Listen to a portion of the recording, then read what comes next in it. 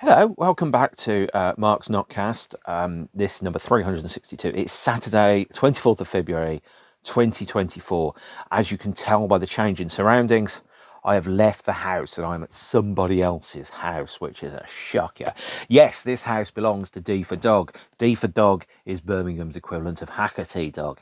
If Hackatee Dog, all right, cockers, is the J of the two, D for Dog, who is very quiet, is the silent Bob. He listens carefully. He has eyes. Look at those eyes hiding under there.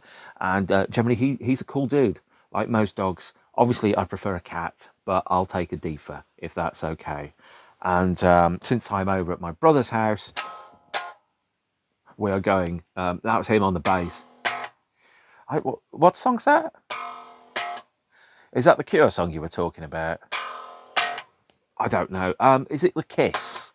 Hey! Okay, fine. So, Deefer. So I'm going to perform an act of animal cruelty now, and we're going to do the Random Record Russian Roulette. I have in this bag a selection of embarrassing things from Graham's collection, or maybe not embarrassing, just interesting. And in this bag, I have a collection of embarrassing curiosities for him to discuss. Okay, but him wouldn't like it when we talk like that. Do you want to go first? Oh, do you mean you? Yeah. Do you want to pick the first thing out? Okay. So how this works is... Do I do my introduction bit now? Okay. You know this dude is. He's my brother. Hey up, you pop-crazed youngsters. Okay, so... I'm his brother. The trick is, you go in there, keep your eyes closed, and then you pick out a shape, and then you work out what shape it is, and then you talk about whatever comes out. Okay. Is that up? That's the right way up. Okay. You can open your eyes. I don't know what this is yet. You can open your eyes. It's a cassette, a K7. Open your eyes.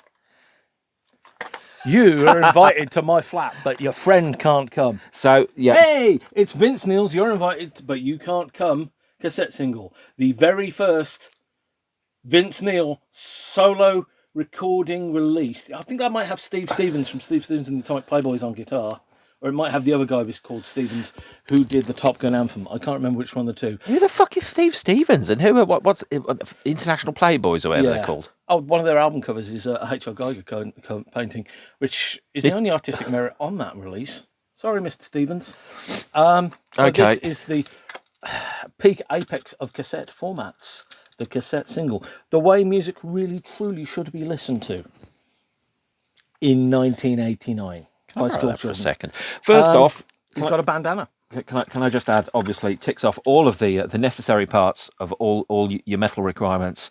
Bandana, blonde hair, moody look, meant to be sexy, looks a bit murdery, and says your friend's invited, but you can't come, which is a slutty title. Because obviously you kind of think, well, you know, your friend's invited, but you can't come to the party, and it's like, no, your friend's invited, but you can't come. Oh, you dirty bastard, Vince Neil. It's the radio edit. As forever, thinking with the little head. It's from the film California Man, also known as Encino Man.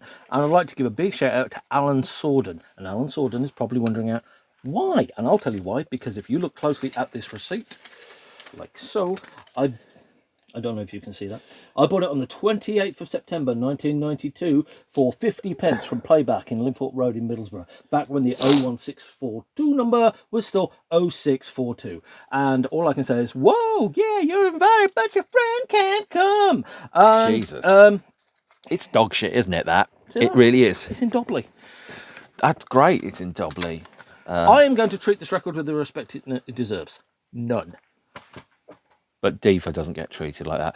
Okay, no, do I get to pick one out of there? You have to pick the cassette now, don't you? You've got a cassette? Oh, God. Yeah, I picked a cassette. So...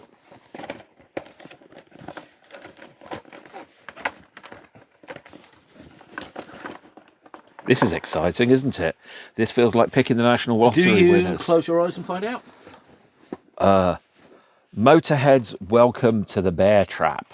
I know very little about this, apart from the fact it's a double play cassette. I'm guessing Welcome to the Bear Trap is a live album or a compilation best of, featuring, let's check it, Motorhead Live, Overkill, Talking Head, Rocket, Iron Fist, I Got Mine. Motorhead have done a lot of compilations, of which this one is probably the only one released in the particular week that it came out. I'm guessing 1996 on the grounds that it's on Castle. No, 1990.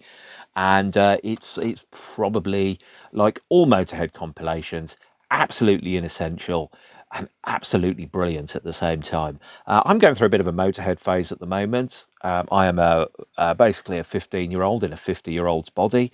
I'm unashamed about that. You've got to drive it like you stole it.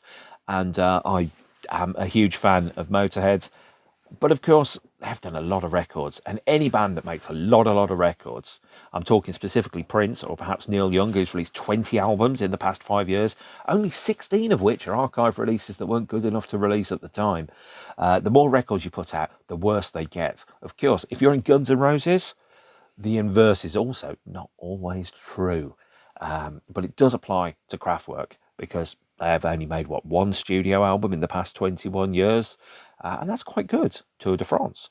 Tour de France soundtracks, because Tour de France technically is the 83 single. Well, it was retitled for the catalogue release in 2009. They took the soundtracks off. Ooh, I didn't know that. I'm also available in Interesting, but not in this one. The only thing I will say about Motorhead is they're possibly the only band out there that have more unofficial compilations than the Sex Pistols, both of which number over about 200.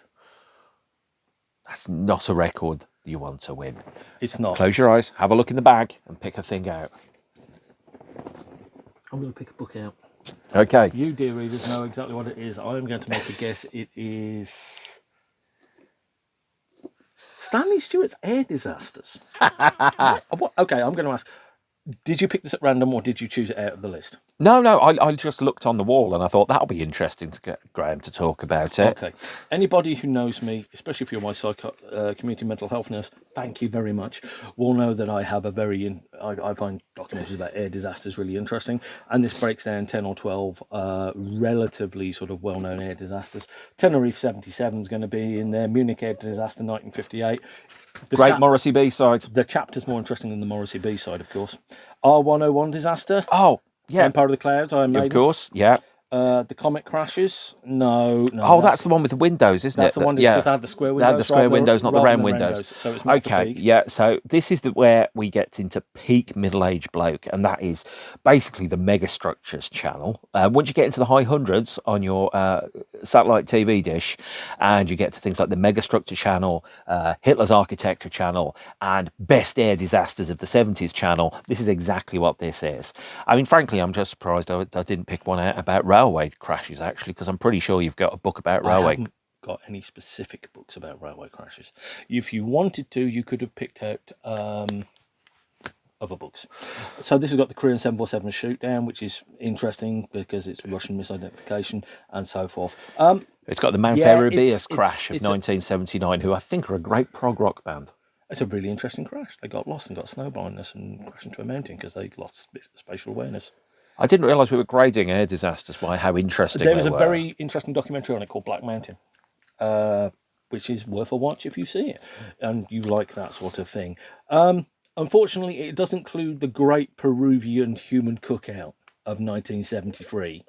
From Alive? From Alive. Also, I think in Society of the Snow, which has just hit on Netflix, for people, unlike Graham, who have access to modern technology. All I'm going to say is, if I love you, I will promise to eat you last in the event of an air crash. Okay? The Finnish have a phrase. I love you, brother, but not like that. And the Finnish phrase is, you're the one I hate the least, which doesn't apply to you. So, there you go. Right. Is it my turn to go and have a look in there now? You love the cats? Yeah, I do. Yeah, I'll eat the cats last. You love the cats more than me? Of course, yeah. They're better cuddlers. They're better listeners. And they purr when I touch them. That sounded awful. So, book. You might need to go and get it, actually. I don't know where it is. That one. This one. All right, I don't know what this one is. The Andromeda Strain, I believe, by Michael Crichton. Also, by the way, let me quickly check. It is I do have on a Blu-ray. here. It's a Blu-ray. The film's directed by Robert Wise, I believe. Wise, Robert yes. Wise, yeah. So the Andromeda Strain is a rather fabulous film, but it hits into the peak 70s disaster movie period. So you think about Towering Inferno, Poseidon Adventure. Basically, did George Allen produce the film? Irwin Allen. Irwin Allen. No, Yeah. no, Okay. it wasn't. It was a separate sci-fi thing. Okay.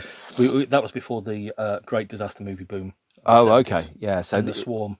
this is the one about the underground bunker, and they've got the end where the guy's trying to climb up and the laser's shooting at him. Yes, with the atomic detonations. With the atomic detonations, and classic 70s dystopian science fiction. I have not read this book. I don't know why he picked it out. Because I actually thought you'd read it when you were a teenager, because you liked the film so much. No. I mean, never read it? No, I've never read it. And the reason I've never read it is because there were, especially when I was a teenager, which was a very long time ago now, we were limited by what we could afford and what we could find secondhand in the newsagents. And the newsagents had pulp paperbacks, 29p. This was 29p from Oxfam, or 40p if you went particularly upmarket to the posh parts of Birmingham. And you go, and especially when I was waiting for the bus, I'd go into the newsagents, I'd look with my £6 pocket money a week, and I go, what have they got? And I could buy a whole book, and that could be half a day's pocket money, and it would take about half a day to read it, so it would work out okay, which was fine until I bought The Exorcist, and my mum said, "Can I read that?" And I'm like, "Yeah, that's fine." Now, I'm going to use a rude word here. If you've seen The Exorcist or read The Exorcist, you know there's a bit with some crucifix sex. And my mum was like, "You're not reading that." And oddly enough... Crucifix Sex, great goth Yeah, band. very good. Great goth band. I like their early stuff, of course, before Your they Mother even Sells formed Walks in Hull. yeah, that's Ozzy Osbourne. That's Ozzy. And so, I decided maybe a rookie error was to let mum read the book of The Exorcist before I read it.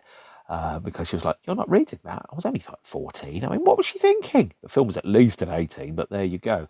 So, Andromeda Strain by Michael Crichton.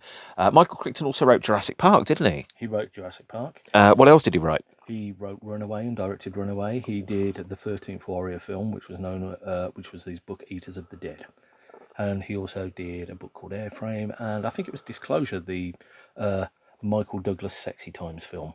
Ugh. He wrote the book. Let's not think about that. Yeah, I'll put it down there. Okay, so do you want to pick a thing out, or what format would you like? I know. I'm going to pick the DVD. Digital Versatile Discs is Sallow. You, sir, are a cruel and unusual man. Have you seen it? No, I have heard stories. Oh my God. I bought it from one of the shops we were in today earlier. Yeah, Entertainment World. It wasn't £8, I take. It was £1. Okay, that's So I probably bought this about from what it's worth. Entertainment World in the Radleys in Sheldon in Birmingham, which is a very interesting, very good, but keenly priced shop with a lot of Stock. horror toys. And Including reproduction Halloween knives, depending upon the size of the murder you want to commit, is between £17 and £29. yeah, but we will need to verify your age on that. Bring a passport, please, if you're old enough. As I said in the shop earlier, is you don't get a hairline like this if you're under the age of 18. Not strictly true, but generally so. You had a hairline like that when you were 26. Yeah, I did. But that's because you shaved it. Yeah, I did. I know. So, Sallow, I've never seen. It's on my big list of films to watch. It's a naughty, naughty 18. It doesn't even say why. I expect it would say contains mild violence, mild peril and moderate violence, and intense, extreme sexy times. Fantasy violence, actually. Fantasy violence. If I really thought you'd seen this. No, it's not a common film to see, but it's notorious. But like a lot of films, I'm going to get around to it at one point. Okay, so it's suitable for people only over the age of 18. Now, Don't watch it, kids. Don't watch it. I've seen Salo. I am never going to watch it again. It's a film that makes Requiem for a Dream look like Paddington 2.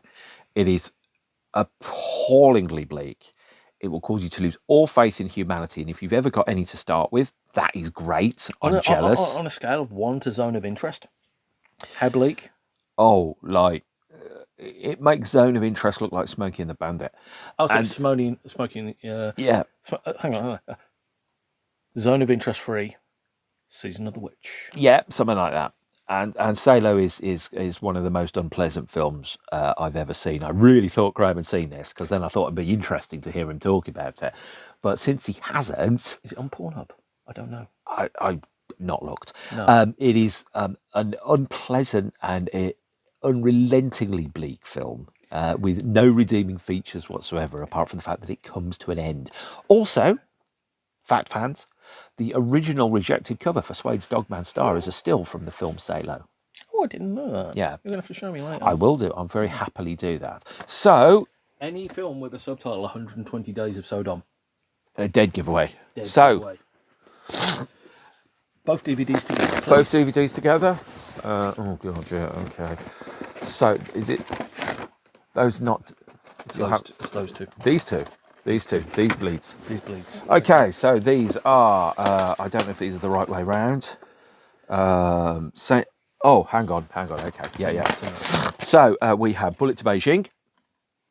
And we have Midnight in St. Petersburg. These are C-Nos, so it's sequels in name only.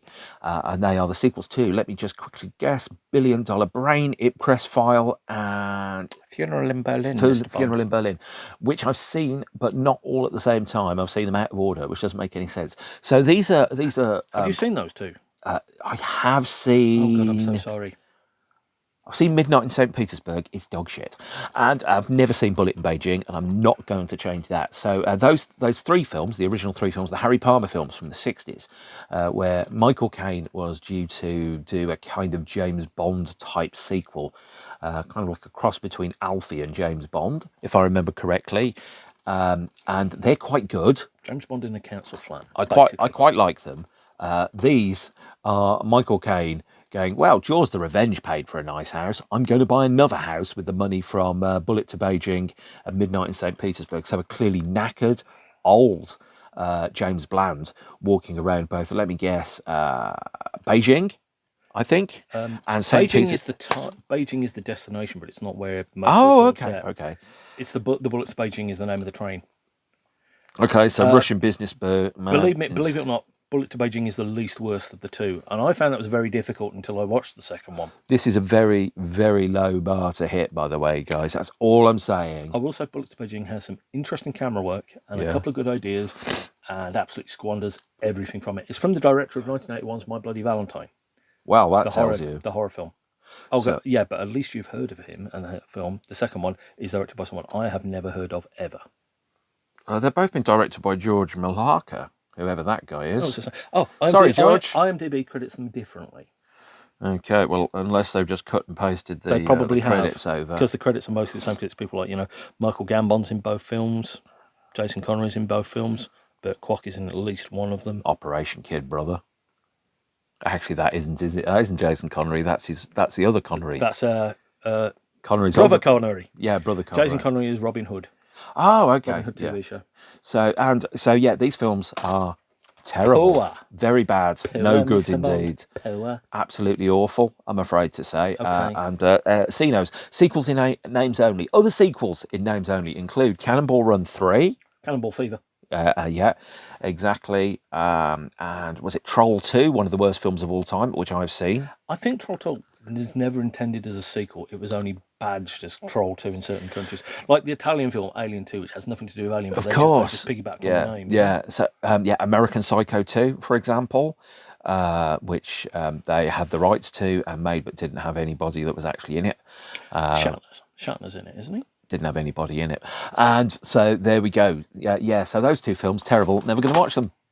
I would also point out as a sequel in name only is Rising Skywalker. Next, please. Okay. I hate Rise of Skywalker. It's really, really bad. Hang on. No. Actually, it's your turn. Your turn. Yeah, your turn. Sorry, man. So you'll have to go for a DVD or a Blu-ray. Well, that is kind of a DVD, isn't it? Dolly Parton live in London. 2-disc live DVD and live CD. Mark Reed. Honestly, please don't give me this CD. I'm begging you, please. You know why I picked it, right? Because everyone loves Dolly. Well, not just that, but actually, I'm going to point out the writing of the Dolly on there looked like Jane's Addiction, and I saw it on the shelf, and I thought I'm going to have that because I mean, seriously, looking at that, right? If you can't read it, you kind of go, well, it looks like Jane's Addiction. It could be something interesting. Pulled it out, and then it was like, oh Dolly Parton. Oh, fuck it, I'm going for it. Right. So you have to explain why you bought this, under what circumstances, and how good it is, and have you actually heard it or watched it? I was in a town that I originally suggested we were going to go to today, but didn't. Shrewsbury. Okay. And it was in one of the charity shops, and it was free for £1, and I picked up 2 other things, and I was like, and I was just like, okay, this is basically free at this point, because it's 50p or free for £1. So I picked this up as a part of a free for £1, thinking at some point I may or may not watch it, have it on in the background, whatever, and I never have. So you've never seen it? You've never heard it? I never heard it. I do have a great love of Dolly, but not on a musical point of view. I have a great love of Dolly in terms of... She seems a fine human being. She seems a fine human being because she helped bankroll and start Buffy. Yeah, indeed. And she does a lot of charitable work, and I don't mean charitable work in the Jimmy Savile sense. I mean charitable work in the sense of she actually pays up for schools and people's tuitions in America and stuff like that, rather than just sitting on her millions like Jeff Bezos thinking, I know what I'll do, I'll let everyone go hungry and I'll have another fucking yacht, because that's what the world needs, is more billionaires with more yachts. But the thing is, you could cure cancer.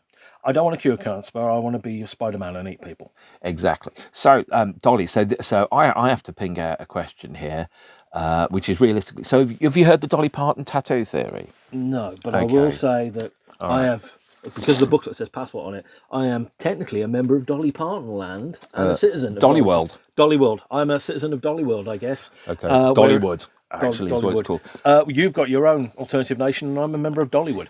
Okay, so I'm going to mention the alternative nation at a later point if I remember. Not MTV's alternative nation. Okay, so for those of you who don't know, and I don't know how true this is, apparently Dolly Parton has loads and loads and loads of tattoos, and they're all hidden underneath the areas which aren't shown here or on her arms, which is why she always wears long-standing, things. Theory. And so if you Google it, you can see occasionally where her arm, and you see a little bit, and Dolly apparently has loads and loads of tattoos. Well, that's exciting, isn't it? On a scale of 1 to Roger Taylor for tasteless rock star tattoos. Possibly Roger Taylor level, actually. Okay, 1 to Mason. Mason's tasteful, and I love him dearly. Dolly may have more. Sorry, Mason is one of our friends who has a lot of tattoos and a huge beard. There's also a beard scale for such things. So, but if you don't know him, he's a great hugger, and hopefully you'll get to find out at some point. Did that count as a DVD or as a CD? That was a CD actually that I picked out. So you're going to have to give me a CD now. Give me a CD. I don't know what this is either. Oh, fucking hell. Bruce Springsteen's Tunnel of Love, 1987 or 88. Mm-hmm. If I'm right, this is his divorce album. It is divorce album. And has it got Brilliant Disguise on? It's got Brilliant Disguise on. And Tougher Than the Rest. Two of his finest songs. I think the live version of Tougher Than the Rest, which is on the B-side, is is my favourite Bruce song. If I had to cover a Bruce song for an album or anything, it would be Tougher Than the Rest. I'd do the piano version, which he played in 1990 at the Benefit, which is incredible. I wouldn't do that.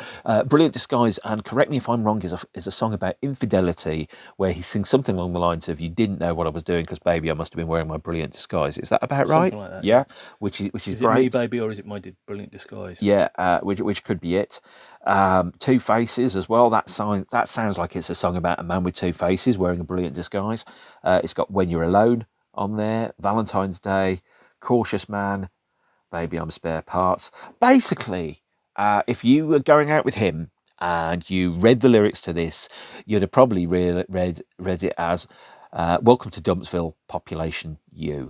Spare Parts is another one of those Catholic guilt teenage songs, because it starts with the lyric, Bobby said he'd pull out and Bobby stayed in, Janie had a baby and there wasn't any sin. Or Janie had a baby and there wasn't any sin.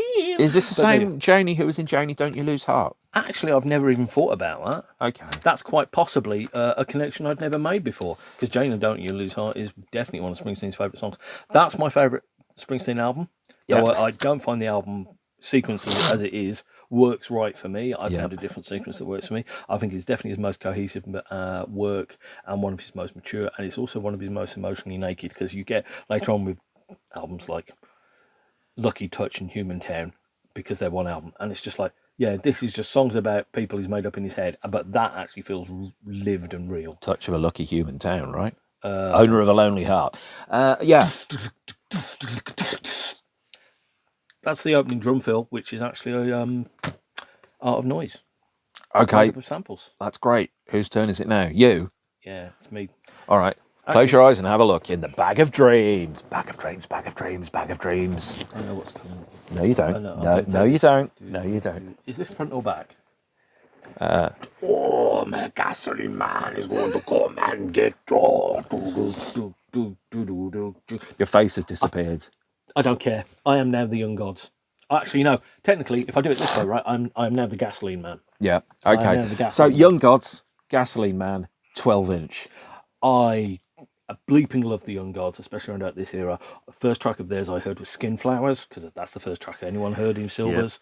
Yeah. It's 1:15 in the morning, and what we're going to get Skin Flowers, and we're going to get Murderous by Nights Forever, and it's going to go into Thieves by Ministry, and it's going to come out with Probably Head Like a Hole. Probably Head Like a Hole, yeah, and Gasoline, Gasoline. But then I bought very tiring 20 minutes. Oh, yeah, but it'd be perfect now because like that's my night out. I just got to sit down now. Yeah. And then it was always either Credit to the Nation or Nirvana, depending on how much the DJ wanted to fuck with you. Or both, actually, one after the other. So, although Credit to the Nation was 1993 and everything else was 1991. Yes. So we did go to Silvers after 1993. So yeah, Silvers in Coventry, which was upstairs, wasn't it? Upstairs, Silver Sword. Yeah. I think it's a Balti place now. So instead of rushing for the middle of the night, you go straight to the end of the night. And yeah, Gasoline Man. So how mega is this? I mean, the Mega Drive mix, that's the fast Mega one, Drive mix is the fast one, and that's very good. The album version on the radio edit are a little slower. Are roughly 2/3 the tempo. Yeah. But the Mega Drive mix is an absolute corker. It's really fast. Oh, it's fucking mega, isn't it? I love this era of Young Gods because they take guitars, they sample them, and they build tracks around them. Yeah. And part of that is obviously, the subversion of the instrument. Like, you can't make heavy metal with keyboards. Hello, listen to this. You can. Sorry, Bruce Dickinson, but you've now got a keyboardist in your band. Shh. What's his name? Is it Michael Kenny, the bass tech? Could be, actually. Oh, yeah, I think it is. Yeah, okay. Yeah, who always wore a mask when he came up on stage when he was in Iron Maiden. Am I right in thinking Sabbath have a keyboard and Jeff guitar? Nichols. They had Jeff Nichols. Was he? They had another guy, wasn't it? Son of somebody. They had Adam Wakeman, Rick Wakeman's son, who came ported across from the solo band of Ozzy. Useless fact: I was at university. Yeah. And when I went to university, I lived in a very small house, out in the country, and you did. Well, you went there because it was Albany Road, and the kid that took over my room the next year was school friends with Adam Wakeman. Oh wow! Because he was from the Isle of Wight. And that was his only claim to fame, and I don't know who that guy was. I know I love Young Gods. I love this. I love the album this is from, which is TV Sky. I love Lou Rouge, Redwater, which is the album before, which starts with La Fille de l'Amour, the Woman of Death, if I remember that translates rightly, because that's just magnificent. If you haven't heard the Young Gods, please give them a listen. Yeah, Mega Drive mix of Gasoline Man is a banger. It's old, but so are we. So there we are. Okay, so my turn. Hang on, that counts as a 12-inch, doesn't it? That's how, well, I mean, yeah, but it's 12-inch or LP in my opinion. So pick the LP out of this. Yeah. So okay, it's a gatefold. Oh, Rush, a show of hands. Okay, so this is a live album recorded at the Birmingham NEC. The Birmingham NEC is approximately 12 miles that way, I think, at the moment. Okay. Behind us. And 12 miles that way. This is Graham's entry point into the world of Rush. Wasn't it on like ITV at like 2 o'clock in the morning or something? Beat Sky Beast music channel. Okay. In December of the year, and they played an hour of it, and most of it. It started before Big Money, and then the next track they played was Prime Mover, which isn't on the album. Nice work. And guys. I remember they played the 2112 medley at the end. Okay, so this is well, I loved this live album actually as well. It's my entry point to Rush. It's my favourite era of Rush, and I love Rush. Yeah, because it's love Rush. well, I mean that's understandable. I saw Rush in 1992. Graham rang me from the NEC and said the person that was going to see it wasn't going to see it, and would I like to go? I think was it Monday 27th of April. 12th and 13th. 12th and 13th of April. Right, so Sunday, Monday. I got on the bus and then the train, and I got to the NEC, and I saw Graham outside the NEC, because I think you'd been waiting for me, right? Yes. And then we went in, and we were probably about 2/3 of the way back, and Primus were on, yeah? I can't remember which night I saw Primus, first or second, I don't know, but we only saw about half the I set. saw Primus. Okay, so So whatever night that was. And only time I've seen Primus, and I love Primus, but they're an acquired taste. It's a very nice way of putting it.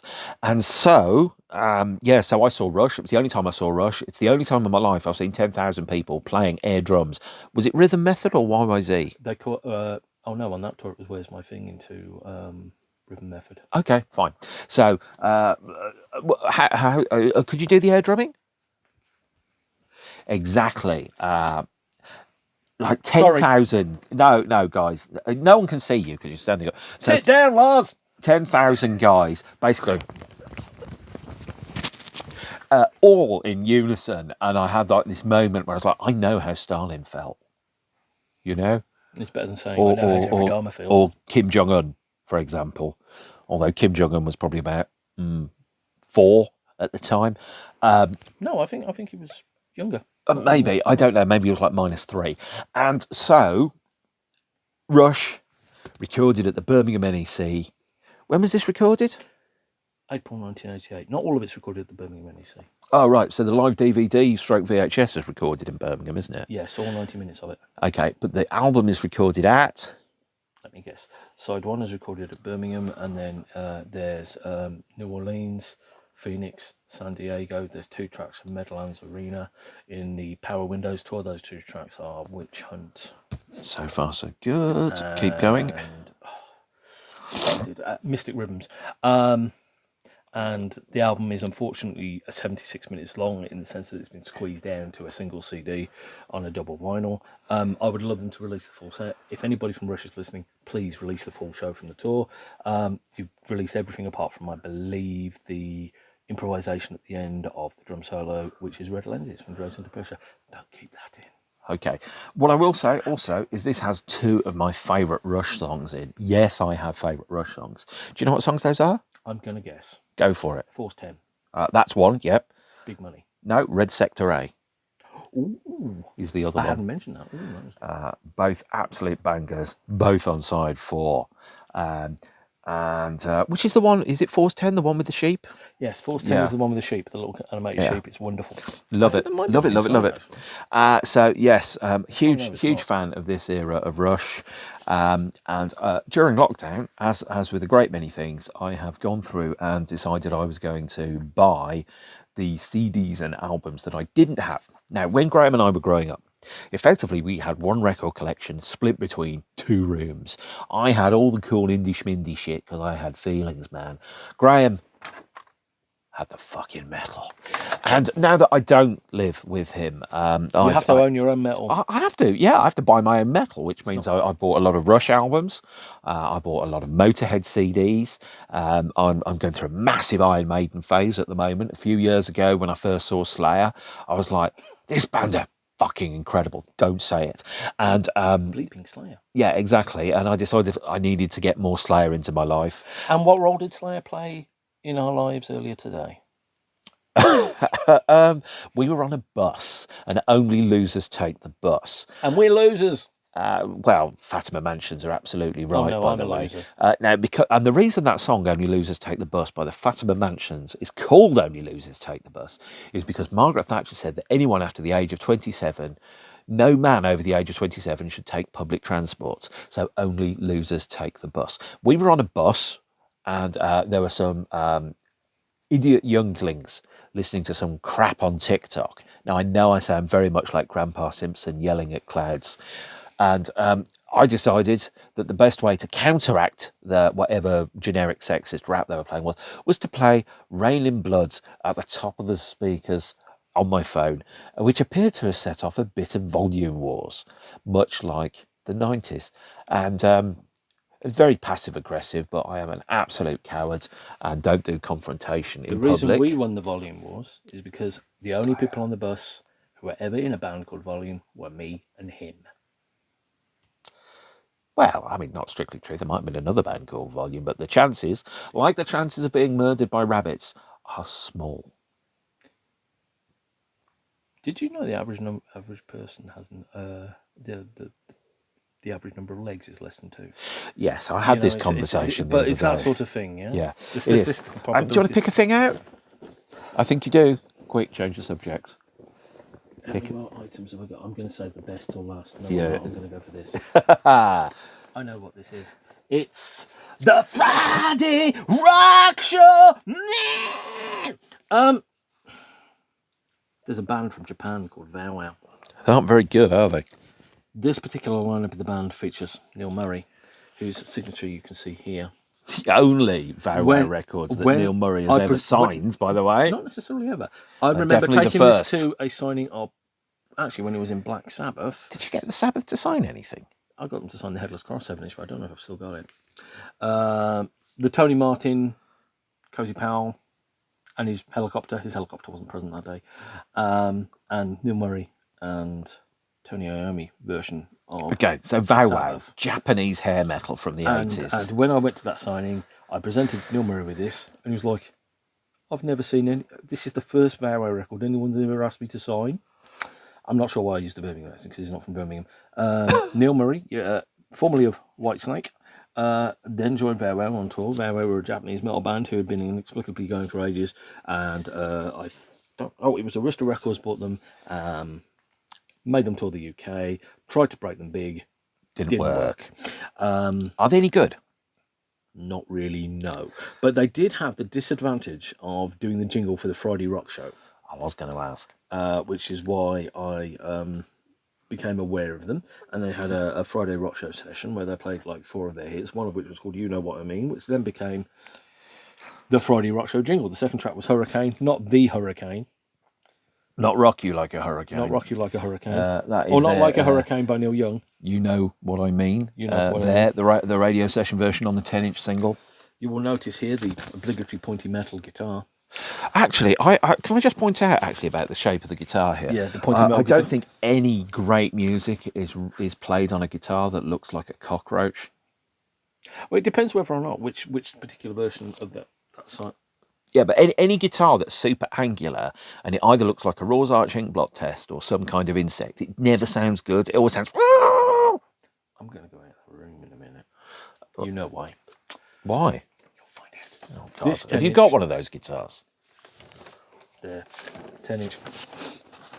That's not 10 inches, that's 12 inches, baby. Oh, dear. My version of You Know What I Mean will never play.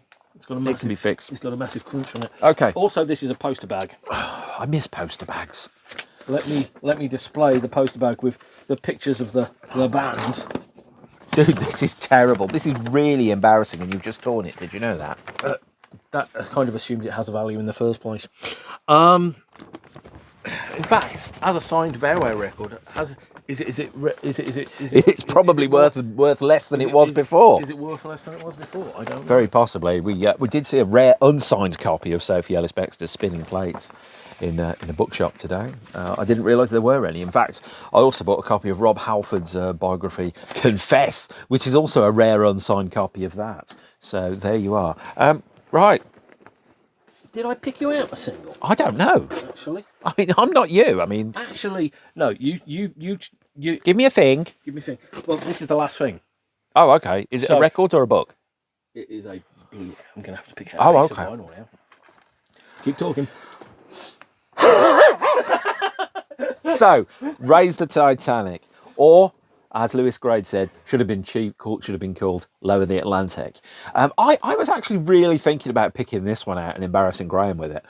Raise the Titanic is a dog shit movie, and it's a film about, let me guess, if I guess correctly, some weird and unusual radioactive something or other that they think went down in the Titanic that they needed to win the Cold War against the evil Russians. Is that correct? It's about, yes. Yeah. So, and this film also relies on a huge and now sadly disproven fallacy, which is that the Titanic sank in one piece, which, as we know, after the Titanic's wreck was found in about 1985, 86, it split in 2 halves. The controversy is that when the Titanic sank, the people that were in the that did the, you know, the witness statements and said the ship broke in half, but nobody wanted to believe that. So the official inquest said the ship sank in one piece, which it did not do. And it's when they found the wreckage of the Titanic split into two halves about a mile apart on the seabed that they then thought, yes, this is not the way in which the Titanic actually sank in two halves and not in one half, which means that Raise the Titanic would actually have been a film about raising two separate halves of a ship. Now, two things. Firstly, the ending of this film, the last 10 minutes of this film, are fantastic visually. The score by John Barry is beautiful.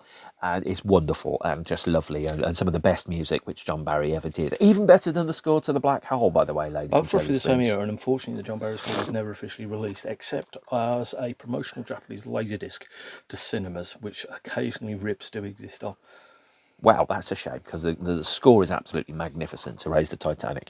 The special effects are magnificent. The shots of the obviously beleaguered Titanic that for some reason has been under the water for 68 years, rising out as if it was somehow still seaworthy thanks to air ballast and balloons, and then coming into New York. Lovely, but, you know, frankly, there are not enough drugs in the world to imagine that ever realistically ever happening. The second thing I was going to say about Rise the Titanic is that it had both, firstly, the largest scale filming model of the Titanic that was ever constructed, because the version that was constructed for James Cameron's Titanic, which was in 1997, was 90% scale and wasn't a filming model because it was so close to the real size it couldn't be a filming model. The one for Raise the Titanic cost more, not inflation adjusted, than the actual Titanic cost to make in 1912. It cost something like $4 million in 1979, whereas the actual Titanic cost less than that to make in Belfast in 1911. And it also was just left out to rot and collapsed, whereas really it should have been stuck and kept in a museum, because it is a magnificent, beautiful model. And it's such a waste that it doesn't exist. It now looks equivalent to the world's biggest rotting doobie in where is it, Miami or Gibraltar? Malta, where Malta. the filming tank was, because it was almost so big, close. Yeah, it was so big, it couldn't be moved. It was so big it couldn't actually fit in any existing filming. Built a massive pit, didn't they? The main cost of the model was actually building a new filming tank to put it in because it was too big. Yeah, which, oddly enough, if you ever want to get into the makings of the film, The Abyss was actually shot inside a half-completed nuclear reactor that they decided to stop making, and they had, well, we've got a pre-built water tank, so we'll build that instead. Anyway, Raise the Titanic. Great model work, great soundtrack, terrible bloody movie. What were you saying about pointy guitars, my viddy friend? The pointier the guitar, the worse the sound that comes out of it. Not in this case. This is a really nice pointy guitar. No, it isn't. Look at that. It's an attack guitar. You can't have angles like that on a guitar unless it's. Chris Novoselic used to play one like this. Yeah, well, that's. Don't, okay? No one's interested in, because seriously, when you played a gig, do you remember when you played a gig? Was this when you were running a book, weren't you? Giles and I were betting as to how many songs into the set before you'd stick your foot on the monitor and you machine gun the crowd like Steve Harris, and I lost because I said it was by the fifth song and it was halfway through the fourth. I'm so sorry for your loss. You're not. Is there anything else in there? Was it Who Had to Buy a Pint? I don't know anymore. It was a long time ago. You've got a Blu-ray in there, right? No, I haven't. No, I've got a book. Last Did you book. pick up 2 books? Yeah, I picked up 2 books. Oh, I picked up 2 DVDs. Okay. I'm going to have to put the pointy guitar down. All right, and then we've got the last book, which he doesn't know yet. Well, I suspect he might do, but he doesn't. Is it Women in Love by Nancy Friday? No, it isn't. It is... Elvis is just this guy, you know?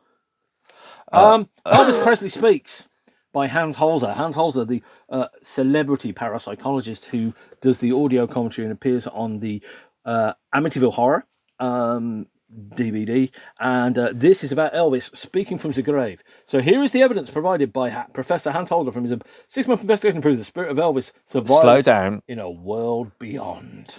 Okay, so let me just check. So a 6-month investigation to prove that the spirit of Elvis Presley survives in the world beyond, and the ghost of Elvis, right? The voice of Elvis spoke through the medium of a New Jersey housewife as the late great superstar's stunned family looked on.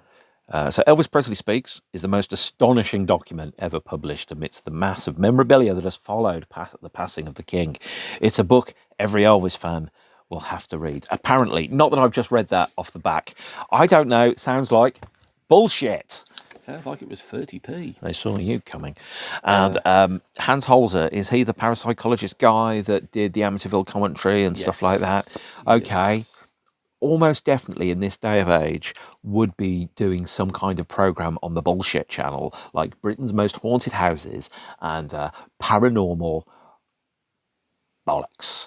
Is a technical phrase where they'd be sitting. I mean, honestly, I watch some of these, and normally on about 11 o'clock at night, where they go, let's go to the haunted mausoleum of the psychotic idiots. And then they're walking around going, is anybody there? Go on, show yourselves, you cowards. And then a tiny voice goes, and they go, ah, and run around. And it's like, it's pipes, mum. Pipes. I'm like, bullshit. I mean, really? I mean, come on. It's like poking a tiger and being surprised it bites you, if it's even real. Is Pipes in the room with us now? Okay, so touch me on the emotional support DEFA where Pipes hurt your feelings. Ah, the best boy. Oh, I love that. That's a good doggy.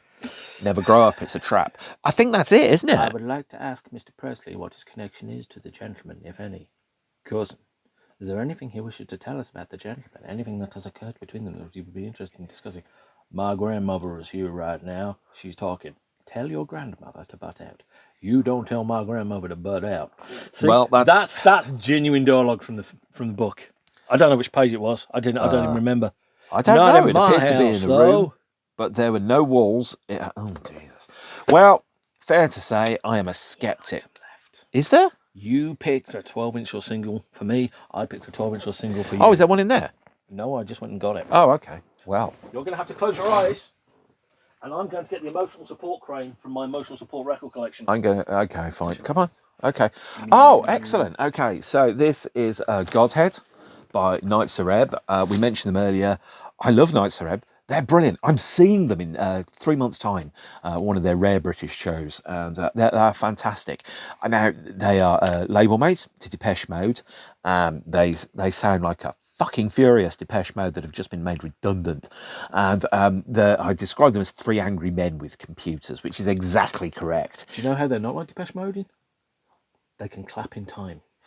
Yeah, this is the Godhead double 12-inch from 1991. Live tracks recorded at the London Subterranea on, I think, the 25th of August, 1991. The warm-up show for the Reading Festival. Let me just quickly check the date. Yes, it is.